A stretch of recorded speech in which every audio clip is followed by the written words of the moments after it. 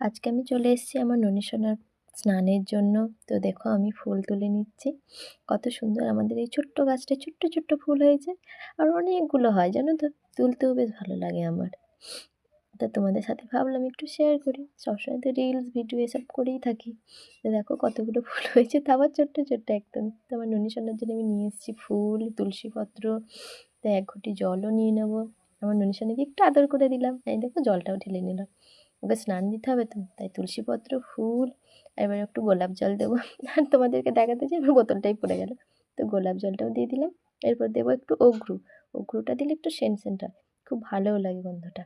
তো আমার ননিসোনার জামাটা খুলে আমি রেখে দিলাম সাইডে, কারণ এই সুন্দর বড় একটা মুখখানা আমি দেখতেও খুব ভালো লাগে, তোমাদেরকে দেখাবো বলে আমি ভিডিওটা করছি। আর জানো তো আমার সর্দি করেছে, আমার শরীরটা অনেকটাই খারাপ। তো ওর একটু বুকেতে আর পায়ের তলাতে তুলসীপত্র দিয়ে স্নানটা ওকে দিয়ে দিচ্ছি। দেখো তো আমার সোনাটাকে কি সুন্দর লাগছে। আর স্নান করতে খুব ভাল লাগে ওর। জল ঘাঁটতে পায় না, তার জন্যে সব বাচ্চাদেরই এরকমই লাগে। তো ফুলগুলো পড়ছিল না বলে আবার হাতে করে আমি দিয়ে দিলাম, ঘটি থেকে গোটাতে চাইছিল না। তো দেখো কত সুন্দর লাগছে, আবার একটু আদর করে দিলাম।